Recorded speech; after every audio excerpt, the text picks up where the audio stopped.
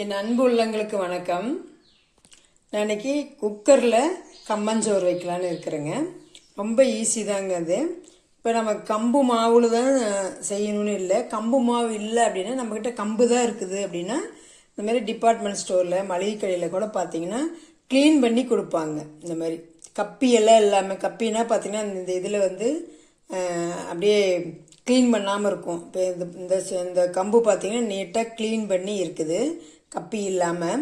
இப்போ வந்து இதை எப்படி இந்த கம்பை வந்து எப்படி உடைக்கிறது, ரெண்டாக உடைச்சிக்கலாங்க.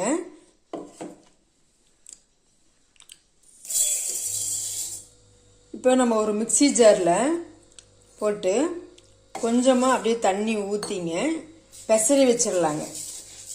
ரொம்பவும் தண்ணி ஊற்றிட வேண்டாம். தண்ணி நல்லா ஊற்றி மிக்சி ஜார்லேயே அப்படியே போட்டு நல்லா பெசரி, ரொம்ப தண்ணி ஊற்றிட வேண்டாங்க. நல்லா பெசற அளவுக்கு தான், சும்மா ஒரு கொஞ்சமாக ஒரு 1/4 டம்ளர் ஊற்றி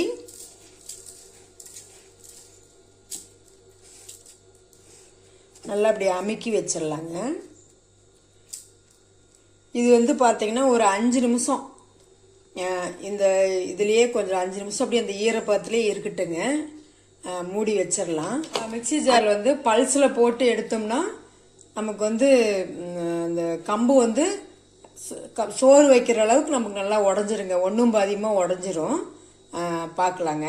பார்த்தீங்கன்னா நம்ம தண்ணி தெளித்து வச்சோம் இல்லைங்களா, 5 நிமிஷம் ஆயிடுச்சு. நான் ஒரு 10 நிமிஷமே விட்டுட்டேன். பாருங்கள், இப்போ எல்லாம் தண்ணி வந்து எல்லாம் இழுத்து ட்ரையாக இருக்குது பாருங்கள், நல்லா ஊறி இருக்குது. இப்போ இதை வந்து மிக்சியில் நம்ம வந்து பல்ஸில் போட்டு எடுக்கலாங்க. பார்த்தீங்களா, பல்ஸ்லேயே போட்டேன் பாருங்கள், ஒன்றும் பாதியாக தான் அரைச்சிருக்குது. இதுவே போதுங்க. இப்போ நம்ம இந்த டம்ளரில் 1 டம்ளர் கம்பு எடுத்துங்க, ஒரு 1/4 கிலோ இருக்கும். இதை அரைச்சோன்னே ஒரு 1/2 டம்ளர் மாவு இன்னும் மீதி இருக்குது. 1 டம்ளர் போக நம்ம 1 டம்ளர் மாவு எடுத்தோம்னா 3 டம்ளர் தண்ணிங்க. இப்போ 1/2 டம்ளர் சேர்த்தி இருக்குதுங்க. 1/2 டம்ளர் வராது, 1/2 டம்ளருக்கு கொஞ்சம் இதாக வருங்க, கம்மியாக வரும். இப்போ நான் 4 டம்ளர் தண்ணி ஊற்றி குக்கரில் வச்சுருக்கேங்க. இந்த தண்ணி வந்து கொதிக்கிட்டுங்க. தண்ணி கொதிக்க ஆரம்பிச்சிக்கிச்சுங்க. இப்போ வந்து நம்ம ஒரு 1/2 டம்ளர் தண்ணி கொஞ்சம் பச்சை தண்ணி ஊற்றிக்கலாங்க.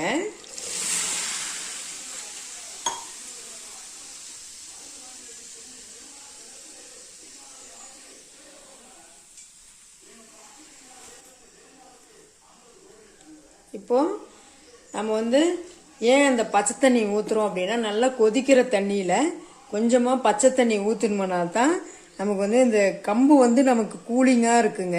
கம்பு வந்து ஹீட்டு கிடையாது, களி வந்து ஹீட்டு. அதுக்காக கொஞ்சம் பச்சை தண்ணி ஊற்றுறதுங்க, வேறு எதுவும் இல்லை. அப்போ அதுவும் இல்லாமல் நம்ம நீங்கள் உடனே கொதிக்கிற தண்ணியிலையே போட்டோம்னா நம்மளால் வந்து கிளற முடியாது. அதுக்காகவும் சேர்த்து இது பண்ணுறோம்.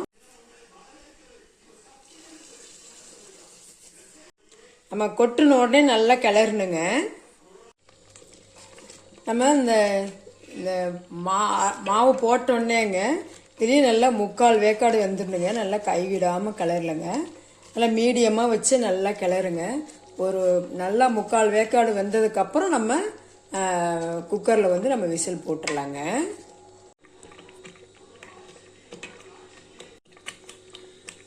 இது வந்து 3/4 வாசி வெந்துக்குச்சுங்க.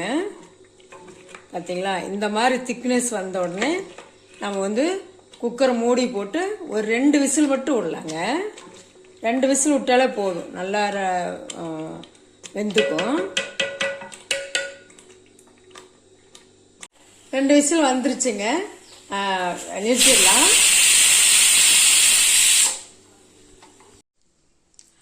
விசில் அடங்கி ஒரு 1/4 மணி நேரம் ஆகுதுங்க. இப்போ நம்ம எப்படி கம்பு சோறு இருக்குதுன்னு பார்க்கலாம்.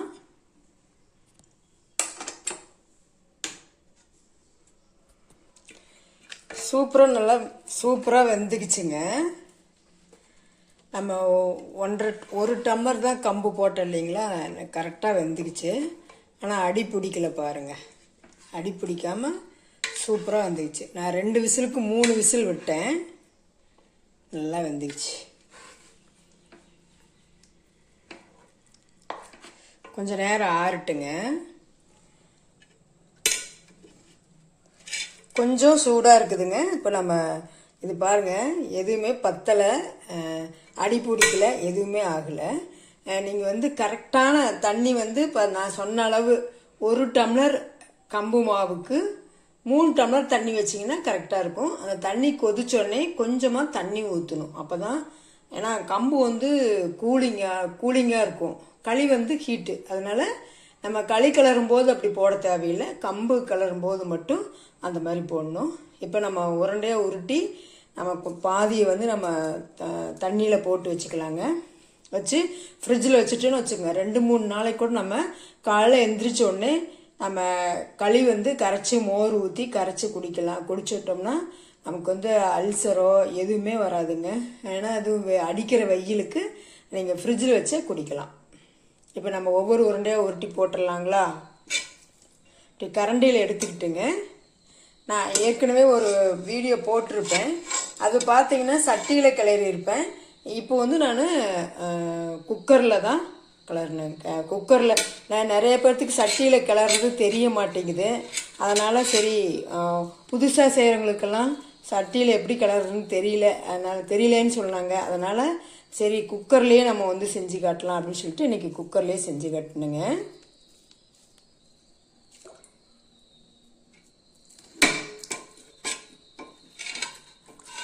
நம்ம கரண்டியில் எடுத்து பெரிய உருண்டையோ சின்ன உருண்டையோ உங்களுக்கு எப்படி பிடிக்குமோ அப்படி உருட்டி போட்டுக்கோங்க. இதை நான் ஒரு 2 உருண்டை போட்டு கறிவேப்பிலை சட்னியோட புளி போட்டு அரைச்சிங்க. கறிவேப்பிலை சட்னி செம்ம டேஸ்ட்டாக இருக்குங்க. நான் சட்னி ஒரு நாள் உங்களுக்கு எப்படின்னு காட்டுறேன், வீடியோ போடுறேங்க. அது வந்து இதில் வச்சு சாப்பிட்டோம்னா சூப்பர் டேஸ்ட்டாக இருக்குங்க. அடுத்து இது வந்து பார்த்தீங்கன்னா இது வந்து ஒரு 5-6 உருண்டை இருக்குது. இதை வந்து நான் வந்து ஃப்ரிட்ஜில் வச்சுக்குவேன். இது வந்து நம்ம 2 நாளைக்கு கூட ஃப்ரிட்ஜில் வச்சு நமக்கு எவ்வளோ தேவையோ அந்த ஒவ்வொரு உருண்டை, இப்போ நமக்கு 2 உருண்டை வேணும் 2 டம்ளருக்கு அப்படின்னா அந்த 2 மட்டும் எடுத்து உப்பு போட்டு கரைச்சி நம்ம குடிச்சிக்கலாங்க. மோர் ஊற்றியோ இல்லை தயிர் ஊற்றியோ குடிச்சிக்கலாம். வந்து நம்ம உப்பு போட்டு கிளறக்கூடாது. உப்பு போட்டு கம்புக்கு கிளறணும் அப்படின்னோம்னா கம்போ களியோ இல்லை வந்து சோளச்சோறோ இதுக்கெல்லாம் வந்து சிறுதானியத்துக்கெல்லாம் உப்பு போட்டு செய்யக்கூடாது. அப்பவே சாப்பிட்ற மாதிரி இருந்தால் பரவாயில்ல. இந்த மாதிரி இது கம்புக்கெல்லாம் 2 நாள் வச்சு சாப்பிட்றதுக்கெல்லாம் நம்ம உப்பு போட்டோம்னா கெட்டு போயிருங்க. அதுக்காக தான் இதை நான் ஃப்ரிட்ஜில் வச்சிருவேன். இதை நான் இப்போ சாப்பிட போகிறேங்க. நீங்களும் வாங்க சாப்பிட்லாம். நான் சொன்ன அளவுகளோட கரெக்டாக நான் எப்படி செஞ்சனோ அப்படியே செஞ்சீங்கன்னா ரொம்ப ஈஸி. ஏன்னா களி கிளற தெரியாது, கம்பஞ்சோறு செய்ய தெரியாது அப்படின்னு நிறைய, அது என்னமோ ஒரு பெரிய கஷ்டம் மாதிரி நினைக்கிறாங்க. நிறைய பேர் அப்படிதான் தெரியாதுங்கிறாங்க. ரொம்ப ரொம்ப ஈஸி. அதுவும் நீங்கள் சட்டியில் கிளற தெரியாது அப்படின்னு குக்கரில் செஞ்சு காட்டுங்கன்னு சொன்னதுனால நான் இப்போ குக்கரில் செஞ்சு காட்டியிருக்கிறேங்க. சட்டிலேயே செஞ்சு காட்டியிருக்கிற ஒரு வீடியோ இருக்குது, நீங்கள் போய் செக் பண்ணி பாருங்கள். இது வந்து ரொம்ப ரொம்ப ஈஸி. சொன்ன மெத்தடை ஃபாலோ பண்ணுங்க, ஈஸியாக செய்யுங்க.